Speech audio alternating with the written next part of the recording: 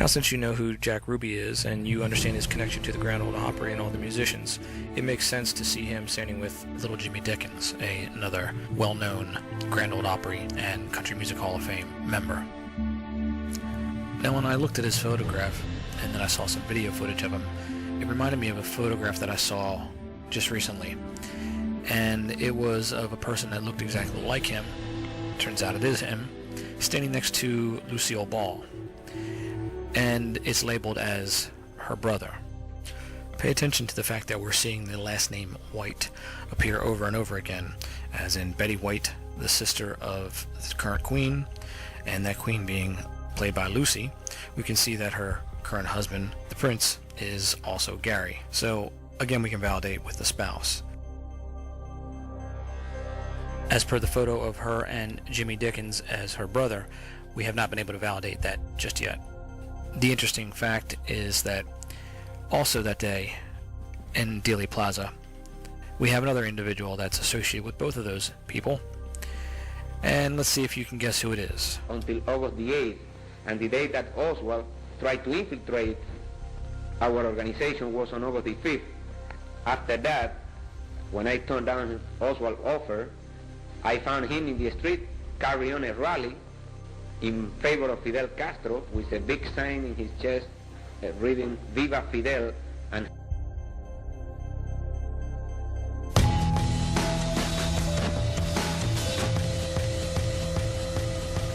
now the headliner of our show, direct from New Orleans. Ladies and gentlemen, Jada! Jada, how long did you know Jack Ruby? I knew Jack Ruby for approximately 4, 5, 6 months. In what relationship? I was employed as the feature at the Carousel Club, and I had known Jack before I went to work there, and I had a slight hassle with Jack, and I had left, and that was the end of my association with Jack. What about politics? Did he seem interested in politics, particularly regarding the Kennedys? I have heard Jack talk about the Kennedys, and I've been trying to think, and it's so confusing today, but I believe he disliked Bobby Kennedy. Do you recognize her? Let's see if this helps. And here's a little gal that I know you're going to really learn to love, because she's a fine singer and one of the finest little gals that I've ever met. Let's give her a great big welcome as she sings a song that she had a big hit on called Dumb Blonde. She ain't no dumb blonde, though. Pretty Miss Dolly Parton. How about it?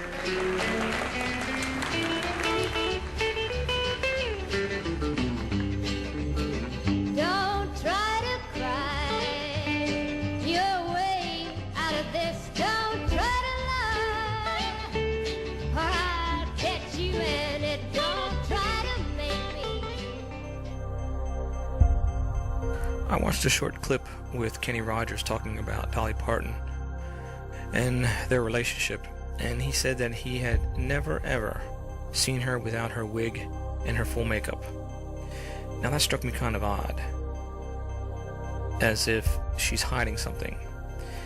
And as I thought about it, I looked at her face a little closer, and she sort of reminded me of Drew Barrymore. So I wondered, what was Drew's mother doing?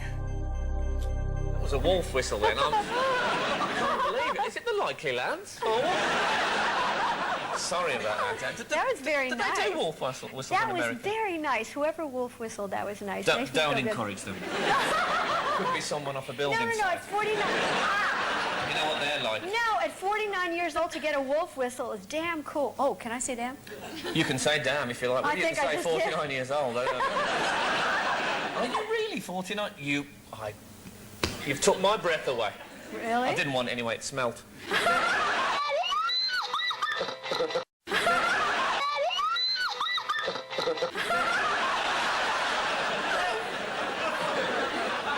Have you always been so naughty, or is this a recent thing? I think you... So if you're familiar with my work, and you've seen what we've done with Churchill, and you watch the beginning of this video, you see that H.L. Hunt was, of course, Churchill, and also played Lionel Barrymore. That's Drew Barrymore's great uncle. So you see that these people are actors, and they're all related to the mainstream media owners, such as the Hunts. In addition, we saw Dolly Parton being introduced by Porter Wagner. Let's take a look at him and see what connections he has to this. So I guess they was going to walk off and leave him. You know, not knowing they was there and seeing I knew where they was at, I walked over and picked up a stick and picked them up and put them in a Winston package. I think I picked up two and put them in a Winston package, and then as I was walking back, I picked the other one up by hand, I believe. And I picked them up with a stick, you know, keep from leaving fingerprints on them, because I figured that.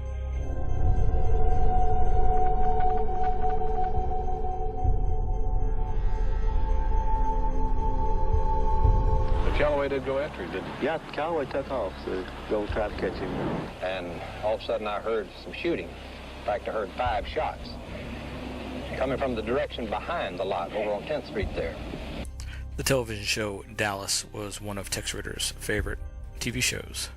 And we see Larry Hagman, of course, who played JR.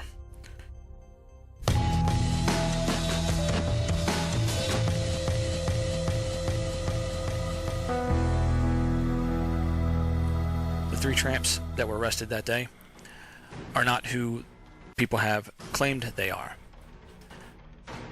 They are, in fact, members of the music industry, and they are associated with the rest of the individuals that we have been identifying as members of the Country Music Hall of Fame or the Grand Ole Opry. Their identities are as follows. Tramp number 1, we have Danny Dill. He's a songwriter from, of course, Tennessee.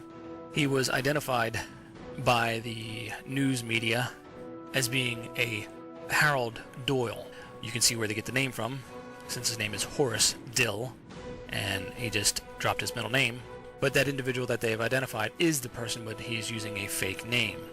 He was nominated into the Nashville Songwriters Hall of Fame in 1975 and is a member of the Grand Ole Opry, as many of these individuals are. Tramp number 2, we have Harold Lloyd Jenkins, aka Conway Twitty. By using the ear biometrics, we can match the ear and have a positive hit on this, and we can see also that he has ties to Peter Sellers, and you will understand the full significance of that connection and that relationship in a few more minutes as we will discuss his role in this event. We can see that Conway was never a member of the Grand Ole Opry, but was inducted into both the Country Music and Rockabilly Hall of Fame.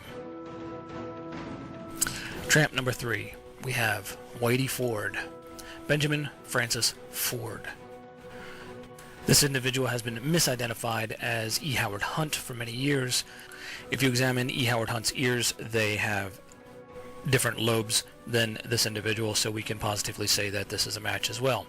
We also see that he was a member and inducted into the Country Music Hall of Fame, as like many of these individuals are, and has ties to just about everybody that we have covered.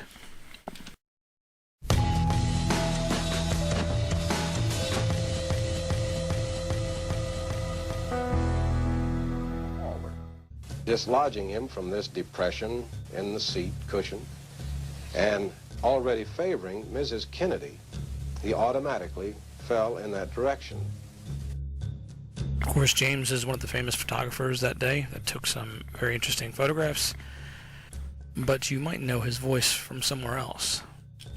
The one thing that did seem to be a little bit strange, immediately after the car proceeded on to Parkland Hospital, my name was Curtis Gowdy. Men with drawn guns ran up the terrace. My mother was the only one to call me Curtis all my life. I went by Kurt, C-U-R-T. I didn't have any nicknames or anything. And when were you born? Born July 31st, 1919 in Green River, Wyoming. Kurt became well known as the voice of the Boston Red Sox. Plus he did a cameo on the movie The Naked Gun in 1988.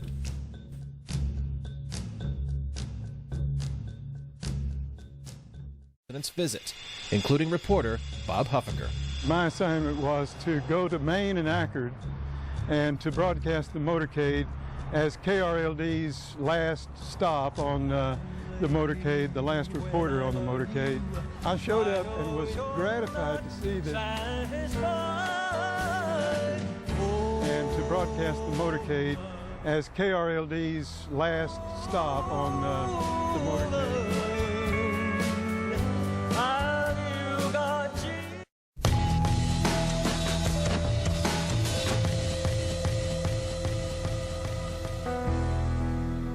Of course, when we interviewed these two, I wouldn't have known at that time that they were lying. There would have been no way to know this. But 50 years later now, we all know it. The final shot had to come from the grassy knoll somewhere in that area to hit him in the side of over his ear.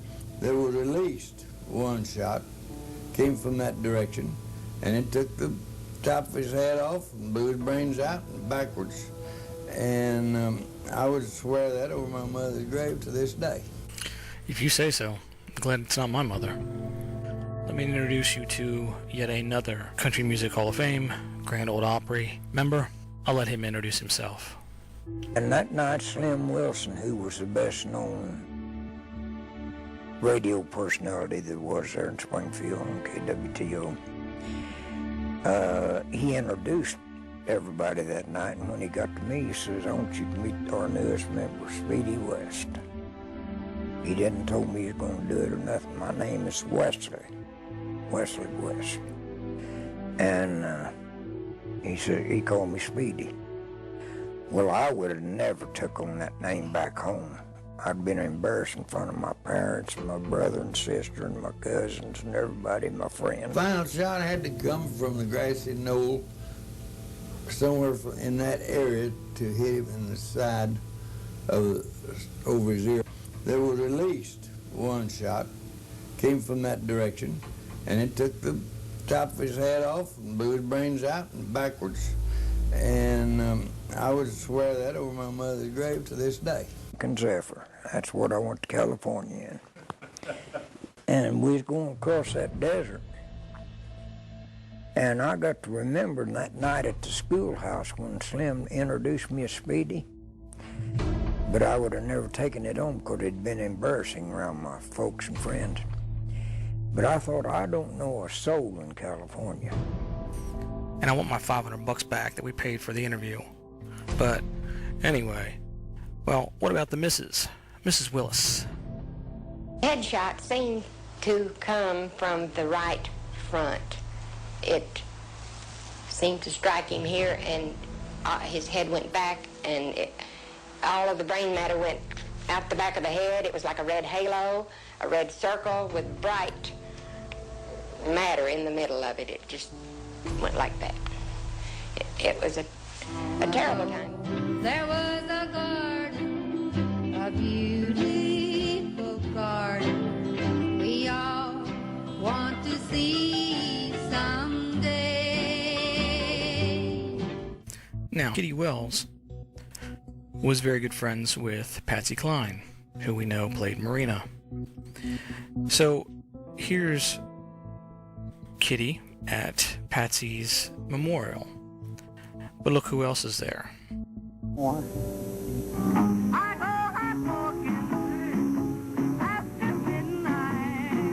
What could have been and what actually was is a painful story for the loved ones of performers Patsy Cline, Hawkshaw Hawkins, Cowboy Copas, and pilot Randy Hughes.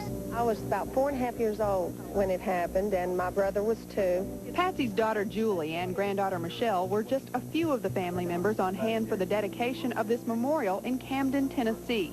It's a granite reminder of the plane crash 33 years ago. For Julie, it's a loss she will always feel. And I sometimes wonder if who I am is a painful story for the loved ones of performers Patsy Cline, Hawkshaw Hawkins, Cowboy Copas, and pilot Randy Hughes. I was about 4.5 years old when it happened, and my brother was 2. Patsy's daughter Julie and granddaughter Michelle were just a few of the family members on hand for the dedication of this memorial in Camden, Tennessee. It's a granite reminder of the plane crash 33 years ago. For Julie, it's a loss she will always feel. And I sometimes wonder if who I am and what I am is a lot of what she would have me be. The family's loss is often overshadowed by the fans' loss. But no matter how it's viewed, it was total devastation. It's the worst thing I ever saw. That is Hawkshaw Hawkins.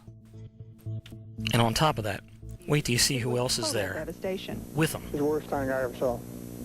And I'd seen some bad ones, I thought. Troy Odell was the first official on the scene after the crash. The first thing we noticed was treetops broke out. And then we came on down, and there's a big hole in the ground where the propeller had hit. And then all down this hollow was just covered with debris, body parts. And it was a terrible sight. Jean Shepard is the widow of Hawkshaw Hawkins. She attended the dedication with the son her husband never knew. I had a 15-month-old son, was 8 months pregnant with this one when his daddy got killed. And he was born the 8th of April. How many mothers out there would forget your child's birth date if it happened a month after your husband died in a plane crash? A month after the crash. So I had a rough time. Fans of Patsy's have long been able to visit the crash site, leaving notes and remembrances at this mailbox. But the newest memorial honors all the victims, which means a great deal to Kitty Wells and Johnny Wright, who counted them all as friends. And it's kind of sad in a way, you know, to come back here and know so many. Johnny Wright, the guy standing right there next to her, is Cowboy Copus. Crazy. Dad has a wall full of Mom's awards. I even accepted one for her after she died. But there's one honor that can't be matched. What she might say was the best thing ever happened to her was become a member of the Grand Ole Opry. She wanted to be that. Before we moved down here, she said, I want to move Charlie Dick. If you haven't caught on by now, the Dick jokes, they love them. There's a reason why, you're going to find out at the end. But, as you can see, Charlie Dick is Cowboy Copus, who's still alive. And of course, he was supposed to go down in the plane with Patsy. Right. What liars.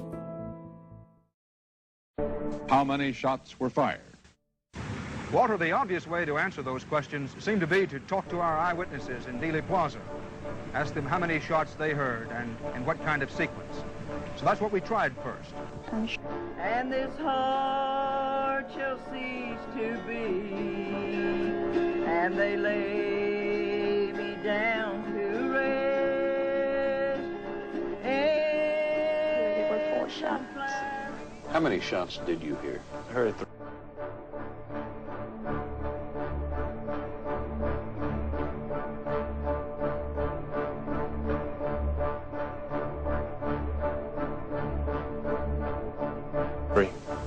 The first and second was further apart than the second and the third. In other words, that was a bang, then a bang, bang like that, you know. Well, how many shots did you hear? 3. In how long a period of time? Oh, I see. Just about like that, you know. Boom! Then clap, clap. Boom! Clap, clap. Boom! Something similar to that. I would say bang, bang, bang. There's definitely 4 shots. Here's the one I call a graveyard blues. I kind of put it together myself.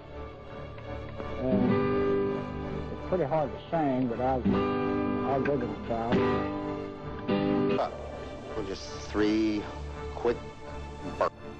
This is Hank Williams Sr., and this is after his death. So he gained some weight, I see. Good thing we have those ears to identify him with. Like bang, bang, bang. There is an old axiom among lawyers that nothing carries more weight with a jury or is less reliable than eyewitness testimony. In this case, we have just learned that the testimony of assassination ear witnesses also is unreliable.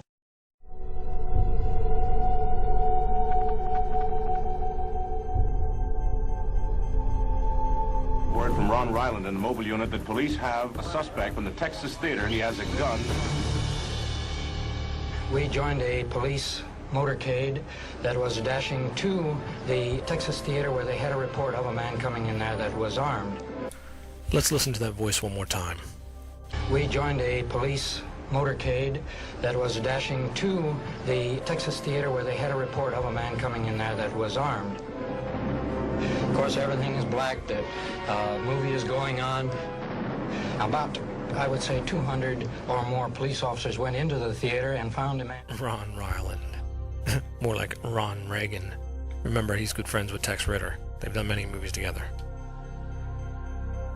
And just look at his hairline. And look at his hair. I mean, it's exact. The hairline with the widow's peak. Found a man sitting in the second row from the back that was armed with a shotgun.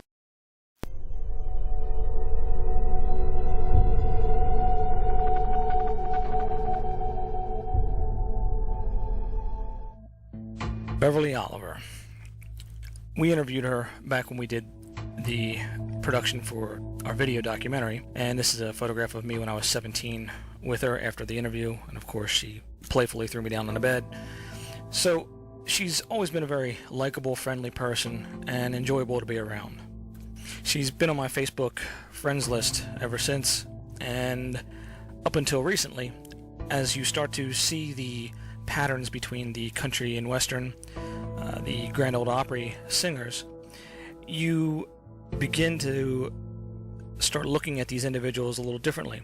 And going through her friends list, you will find numerous individuals of interest. I'm sure you've heard the signing of the soul to the devil with reference to the music industry.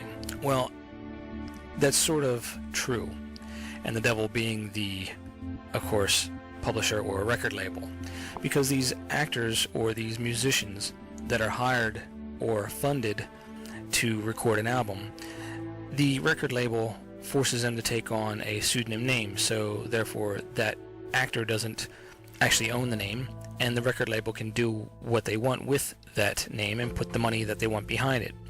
This enables them to be secure in their financing of that individual, and it stops that individual from being able to take the listeners with them in case there was a fallout and they wanted to quit or they got fired. So the record labels, of course, have the right to do what they want with that character that they own, and they typically will kill them off before, of course, they normally die. This allows them to charge more for the merchandise and therefore make a larger profit from the legend that they create. But let's get back to Beverly.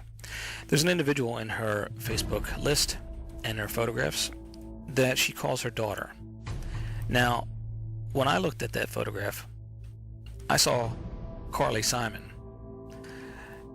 So, if Beverly is telling the truth and that is her daughter, then it's interesting because when I went to look up Carly Simon, I found Beverly as her sister.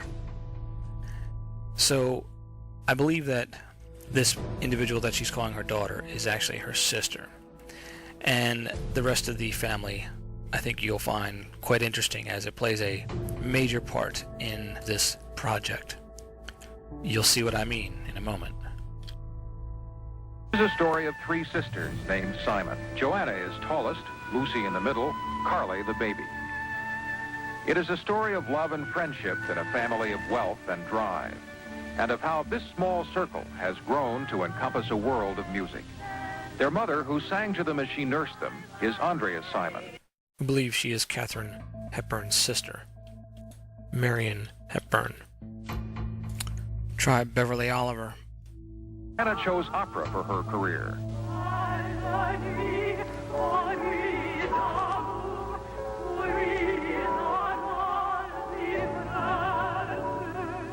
Lucy developed her style from folk Now, long line, just so you can tell everyone that you're a dyke. and pop music. We had a single wish to ask the brightest star. You should have listened to our words.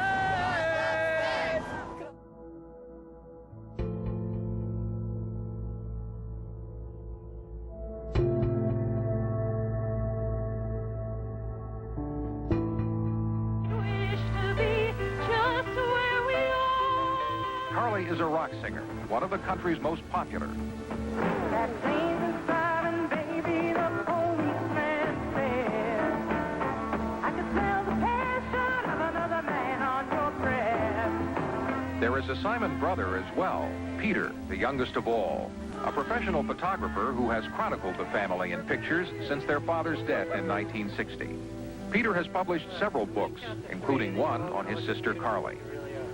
1, 2, 3. From the beginning, the Simon family has been captured in photographs and home movies. Photography was one of the passions of Richard Simon, the father. He was co-founder of the publishing empire of Simon & Schuster. And you will see the connection between the media conglomerate, such as National Amusement, which owns Viacom and CBS and owns Simon & Schuster. And we will see a comment from Sherry Redstone, the next in line to take over her father's business, and what she thinks about content and the importance of it in a few moments. This is what these individuals do. They create content. Let it be a fake event, it doesn't matter. They just need content to fill the screens and keep you coming back so they can sell advertising. That's all it's about, period. It's all about money and control and how much of the screen and the TV they can control. And that means your attention and your money.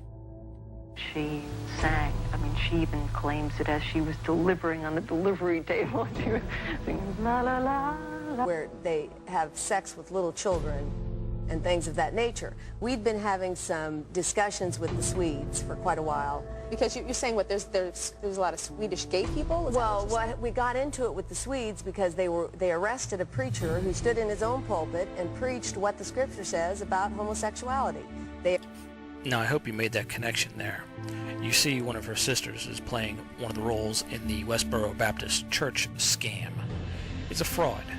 It's a completely made-up event that you see in the headlines from time to time.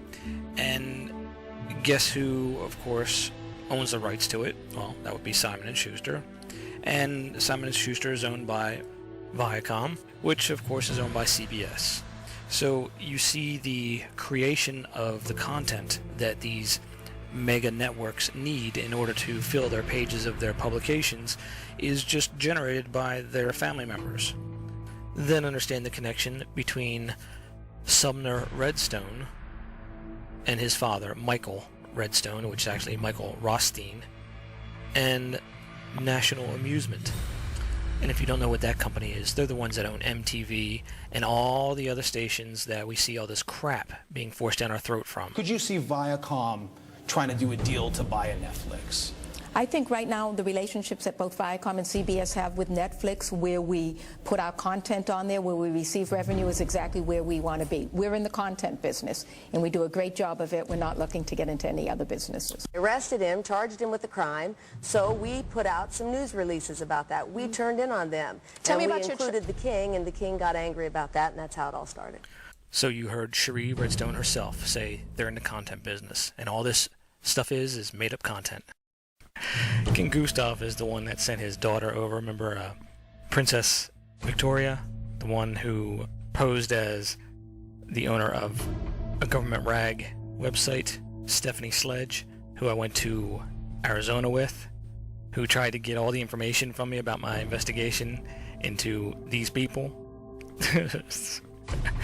Go to my YouTube channel and you can watch the video where I taped her, and you can hear it out of her own mouth about how she was trying to get the information from me, but I wouldn't budge. Hilarious. King Gustav. Whatever.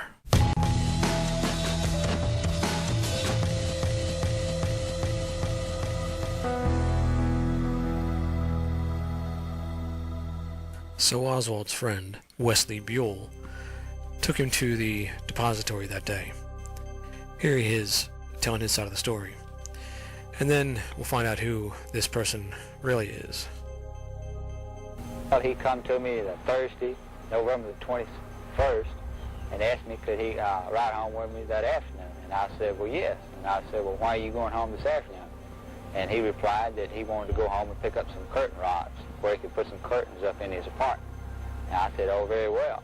And then I said, well, will you be going home with me tomorrow also? And he said no. He said he wouldn't be going home with me on the 22nd. And I want to introduce Buell, who I've got to know.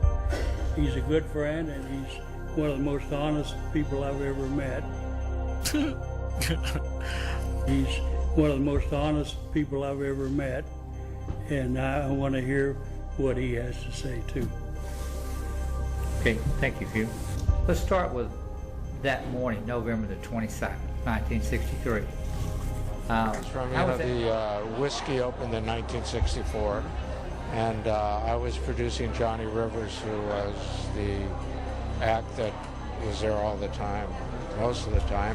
So I was there almost every night, and that era was fantastic. And then in the 70s, we opened the Roxy and the Rainbow, and that era was fantastic. And now this one is, because my son Nikolai is running the strip, so to speak. So keeping it in the family. Yeah, right. But I got some more when he's ready. There's other kids coming. So. I'm just curious to know, what would it take for you to kind of get back into the record business? Lou Adler. This one's an interesting one.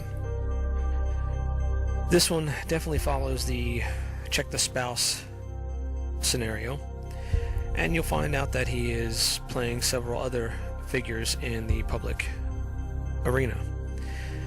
He does play Tennessee Ernie Ford, and we see him here in an episode of Lucy.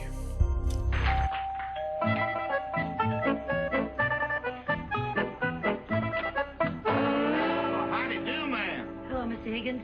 I heard on the radio that you were moving here today, and I thought I'd stop by and welcome you. Well, ain't that nice, Effie? Oh, it sure is. Come in and make yourself to home. Yes, come Thank on you. in. I want you to meet my kinfolks. Get up, come this come. This is my wife, Effie. Hello, howdy. And that's her brother, Effie. Effie? Yes, and he was born ahead of her, and his folks call him Effie because if he was a girl, they was going to name him Effie. Now, as I previously stated, he plays another character. See if you recognize him in this. Does your dig that? No. Oh. Let's dig it. I thought you said your dog did not bite. That is not my dog. Or recognize him in this one. You heard him. Slow ahead.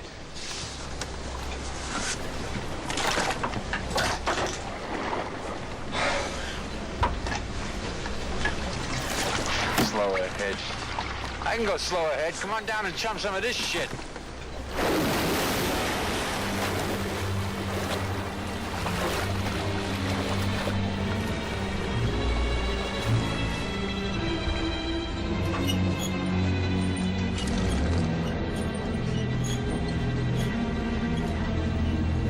You're going to need a bigger boat. We were made very welcome in those days. First of all, in those days you used to do impersonations, didn't you? That was what you based your act on.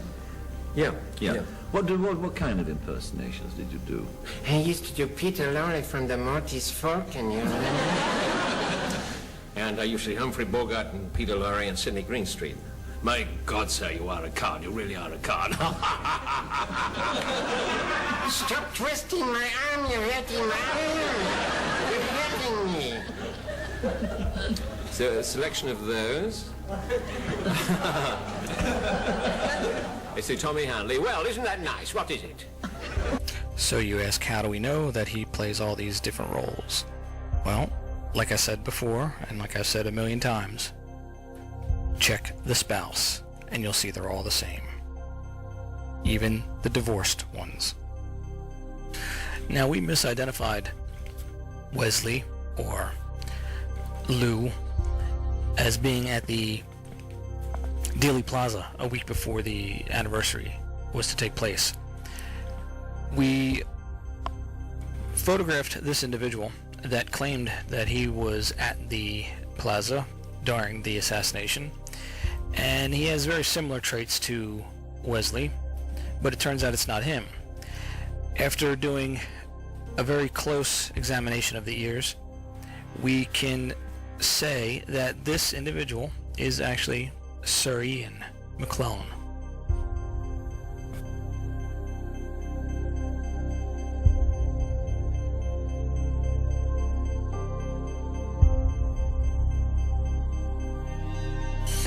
This next individual, you may know him currently as he played the judge for the Clay Shaw trial. Welcome to family member Warren Buffett.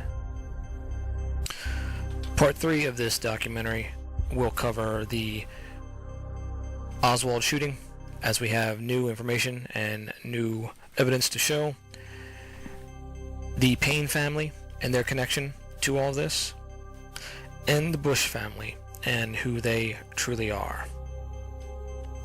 The reason why we're not discussing the Zapruder film should be quite obvious. They want us to discuss that. They want us to debate and speculate about how they pulled off that scam. But I'm not going to do it. I'm not falling for their tricks. We can prove that this event was a non-event just by what we've shown today and the association between all the eyewitnesses and the corporations behind it.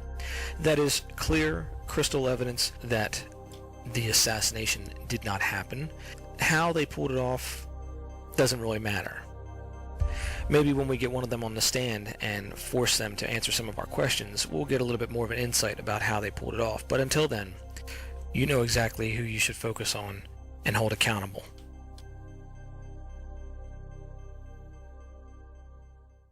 Song addresses a lot of things that I see going on. And, I mean, I think other people have to see it because it's right in front of your eyes, but maybe just it's too far outside of your reality to really fathom what's going on in the world today.